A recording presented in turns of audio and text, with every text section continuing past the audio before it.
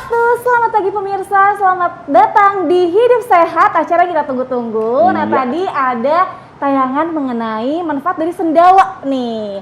Nah, hari ini pemirsa makan apa nih? Makan nasi kuning, nasi uduk, atau nasi goreng, atau nasi-nasi lainnya, Dokter Akos? Makan apa pagi ini? Sorry. Saya orang luar, orang Manado. Jadi saya tidak biasa makan nasi. Wah, makan Manado apa? Indonesia ya? Indonesia dong.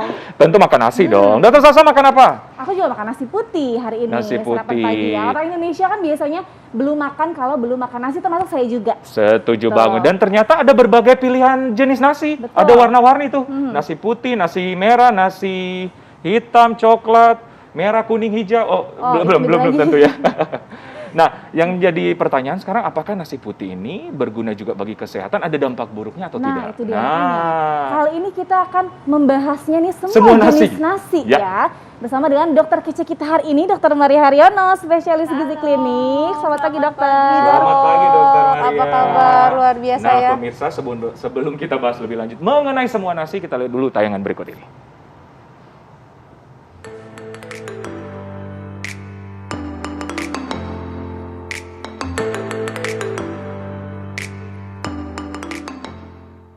Nasi adalah makanan pokok kebanyakan masyarakat Asia.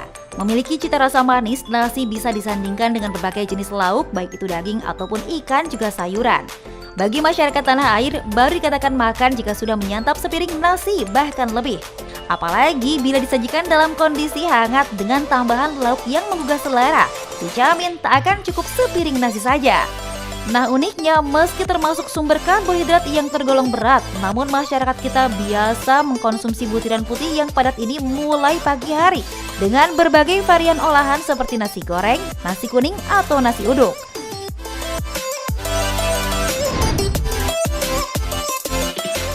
Nasi tersedia dalam berbagai jenis, di mana fisiknya bisa dikenali dari warna nasi itu sendiri. Ada nasi putih, nasi merah, hitam, bahkan berwarna sedikit transparan yang dikenal sebagai nasi shirataki. Soal enak itu selera, namun jenis nasi ini memberikan pilihan pada masyarakat sesuai kebutuhan dan kondisi tubuh. Nasi putih termasuk yang paling murah, enak, dan mudah diolah, sehingga siapapun mudah mengkonsumsinya. Berbeda dengan nasi merah, coklat, atau hitam yang cenderung bertekstur keras, padat, dan rasanya tak semanis nasi putih.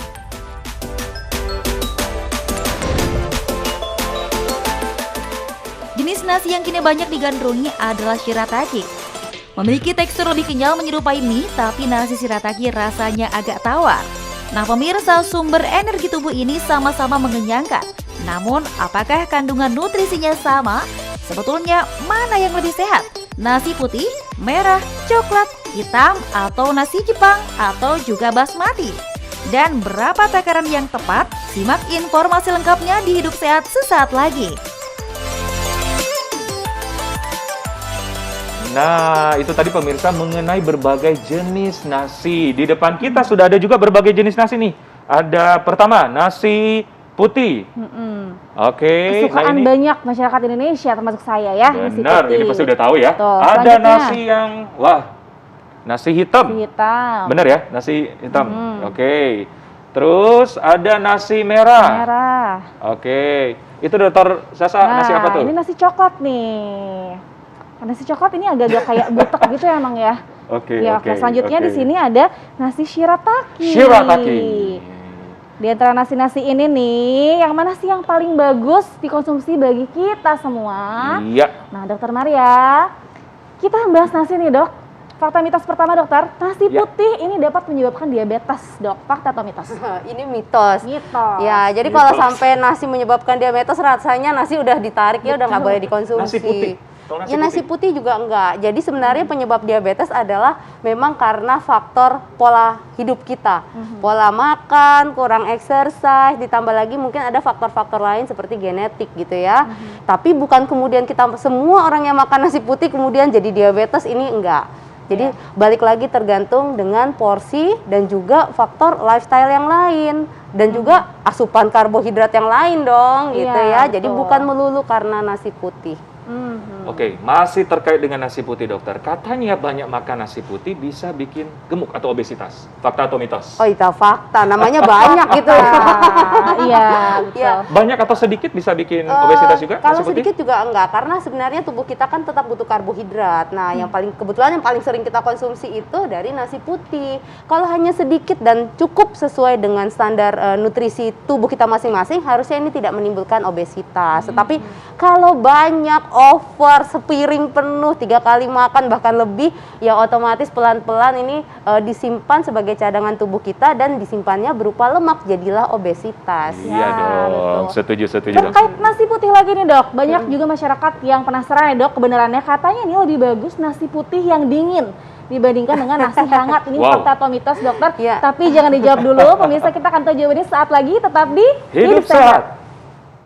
Tadi pemirsa, beberapa makanan pokok dari berbagai negara, bukan hanya nasi, tapi ada jagung, gandum, sorghum, dan lain-lain ya. Tadi Iya. kita ada pertanyaan fakta mitos yang belum terjawab nih dokter Eklas. Iya. Mengenai nasi dingin yang katanya lebih baik daripada nasi panas. Dokter, Bener. fakta atau mitos? Fakta atau mitos, Jadi dokter? sebenarnya fakta. Fakta. Tapi ada tapinya dalam hal gini, kalau sudah dingin itu biasanya ada penelitian yang mengatakan dia lebih resisten, jadi nggak terlalu dicerna di saluran cerna kita. Dampaknya ada potensi menurunkan indeks glikemik. Biasanya kan orang-orang yang diabetes gitu ya atau kencing manis disarankan mengonsumsi makanan yang indeks glikemiknya rendah. Jadi salah satu solusi kalau makan nasi, nasinya didinginkan. Tapi kan nggak enak sebenarnya makan nasi didinginkan. Jadi banyak solusi lain dengan cara menakar. Paling benar sih ya ditakar Ditakar porsi ya, Dok, karbohidratnya termasuk nasi. Iya betul. Jadi yang pasti nasi putih juga baik. Yang penting ada ukurannya, ada takarannya, gitu Yang dokter paling ya? penting takarannya. Iya. Oke dokter, fakta mitos selanjutnya. Katanya kalau nasi dihangatkan berjam-jam di manajer, 12 jam misalnya, itu berbahaya katanya bagi kesehatan tubuh. Fakta atau mitos dokter? Ya, ini fakta. Faktanya asal tidak basi sebenarnya. Jadi disimpan berjam-jam, entah itu di dalam magic jar ataupun di suhu ruangan. Kalau sudah berubah warna, berubah ada aroma, ini berarti kan ada pertumbuhan bakteri. Jadi berbahayanya lebih terutama karena untuk saluran cerna, jadi mudah sakit perut, jadi diare dan lain-lain. Ke bakteri yang timbul ya dok. Betul ya. sekali. Jadi harus fresh ya. Sekarang kita beralih ke nasi merah. Nasi merah. Katanya nih nasi merah ini bermanfaat untuk menjaga keseimbangan produksi sel darah merah nih dokter. Fakta atau mitos? Mitos. Jadi gini. Karena warna merah jadi sel darah merah Iya, ya? biasanya orang identik gitu ya, warnanya merah jadi ininya ke sel darah merah. Tapi sebenarnya gini, di dalam nasi merah ini nasi yang lain pun juga sama ya, tetap mengandung ada sedikit zat besi. Biasanya zat besi dihubungkan dengan pembentukan sel darah merah, tetapi sayangnya nasi bukan pilihan yang baik untuk menjaga sel darah merah karena masih ada pilihan-pilihan bahan makanan sumber yang lain untuk zat besi terutama. Apa aja tuh dokter? Ya, Untuk bisa zat daging besi, merah, ya. kemudian kadang-kadang kalau ini ati ayam juga mengandung zat besi gitu ya. Ini juga mengandung vitamin B yang biasanya vitamin B itu berperan untuk membentuk gitu ya, proses membentuk vitamin sel darah merah. Tetapi ya sekali lagi bukan pilihan yang utama karena masih banyak Pengobatan pilihan yang utama lain. bukan ya? Betul. Setuju dokter. Oke, selanjutnya mengenai nasi merah. Katanya nasi merah lebih banyak serat ya daripada nasi yang lain. Fakta atau mitos? Fakta. Udah sampai nggak tahan gitu ya, mau bilang fakta banget. Jadi gini nih dokter Eklas, kan depan kita tuh ada nasi coklat, merah, merah sama hitam gitu ya. Ada nasi putih. Nah semakin berwarna seperti ini dengan catatan warnanya warna memang datang dari sononya yang alami. Ini memang kandungan seratnya pasti lebih tinggi. Bedanya kalau nasi coklat itu diolahnya, jadi kalau kita pernah tahu dedak gitu ya, lapisan dalam dedaknya itu masih ada, jadi otomatis seratnya jauh lebih banyak daripada kalau kita makan nasi putih. Demikian juga nasi merah dan nasi hitam. Kalau nasi merah dan nasi hitam memang jenisnya yang kandungan antioksidannya juara. Jadi nasi merah bahkan dikatakan bisa 10 kali kandungan antioksidannya dari nasi ini nih coklat red rice gitu ya. Nasi hitam juga otomatis kandungan antioksidannya juga bagus. Ya, antioksidan tinggi ya. Baik. Fakta mitos yang berkaitan dengan nasi hitam Nasi nih, hitam. dokter nih. Katanya nih konsumsi nasi hitam itu baik untuk meningkatkan sistem kekebalan tubuh nih dok. Fakta atau mitos? Bisa fakta. Oke, saya jawabnya fakta aja. Fakta. Kenapa gini?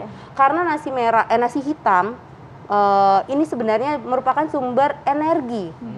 Tetapi bukan berarti kita nggak boleh makan nasi putih. Intinya kalau energi kita cukup, harusnya daya tahan kita juga pun terjaga. Selain itu nasi hitam tadi ada antioksidannya, Betul, antosianin tadi. Jadi ini juga otomatis menangkal radikal-radikal bebas yang datang dari luar ataupun dari dalam tubuh kita sendiri. Lalu ada lagi kaya akan serat tadi ya udah kita bahas. Ada zinc, ada iron, kemudian mineral-mineral yang lain, vitamin yang lain juga terkandung di dalam nasi merah, nasi hitam. Nasi Nasi hitam. merah pun juga sebenarnya merah juga sebenarnya demikian. sama ya, Jadi Dok, ya? tetap kita bisa menjaga daya tahan tubuh kita kalau energi kita cukup.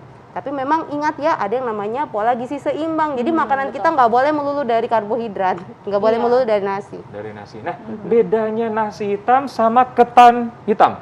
Oh Nggak mirip jenisnya, ya? jadi lebih itu ya, biasanya lebih sticky kalau nasi Tapi sama ketan. fungsinya atau gimana, Dok? Sama-sama sumber karbohidrat. Sama-sama Oh. karbohidrat. Karena kalau diet nggak ada bedanya ya. Mirip-mirip ya. Mirip-mirip banget. Oke, dokter, ini menarik banget. Beberapa bulan terakhir saya sangat suka nih, saya mengkonsumsi ini nih, nasi shirataki.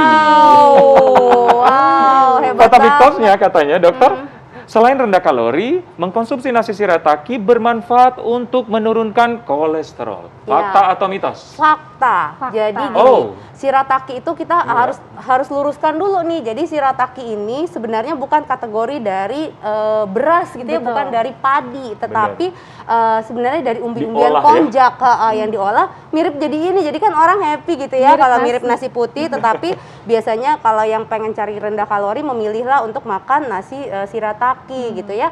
Nah, sebenarnya shirataki ini merupakan sumber serat, salah satu sumber serat yang baik. Jadi seratnya tinggi, makanya kalau makan shirataki biasanya lebih kenyang gitu ya. Karbohidratnya juga lebih rendah dari nasi putih. Jadi kalau serat yang tinggi itu otomatis akan membantu menurunkan kadar kolesterol di dalam badan kita. Setuju. Tanda seru ya, Apa, bukan Dok? hanya serat dari shirataki aja. Jadi semua serat intinya bagus untuk menurunkan kadar kolesterol di dalam badan kita. Oke, baik. Dokter nih, di antara berbagai macam banyak makanan pokok nih, salah satunya adalah nasi ini. Nah, sebenarnya ini baik nggak sih, Dok, atau buruk nggak sebenarnya bagi kesehatan? Gitu.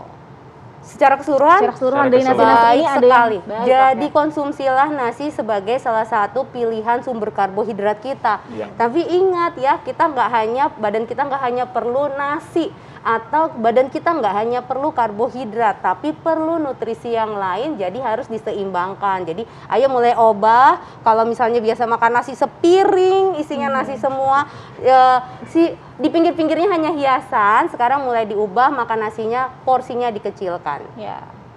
Yang Apapun itu disarankan, nasinya ya. iya, yang disarankan berapa sih, Dok, porsi ideal? Porsi ideal, nah itu Sehari. pertanyaan yang baik Sehari. banget. Jadi sehari itu kan kita butuh yang namanya, kita ngomongnya karbohidrat. Karbohidrat butuh sekitar 50% untuk gampangnya.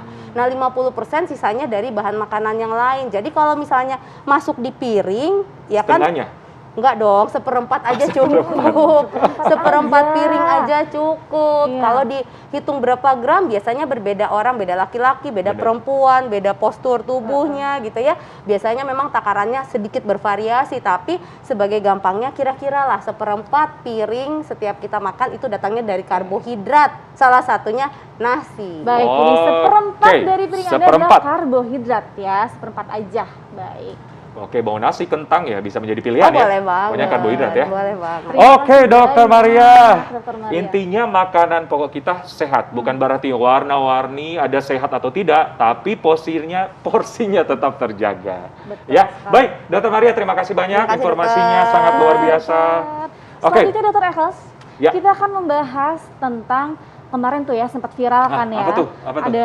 Ada seorang pengemudi mobil ini nayang dia tuh melawan arah, nekat melawan arah, katanya tuh Wow. demensia. Oh. Nah, sebenarnya bagaimana sih demensia itu, cara pencegahannya bagaimana cara mengatasinya? Kita akan membahasnya lebih lanjut, pemirsa jangan kemana-mana, tetap di Hidup sehat.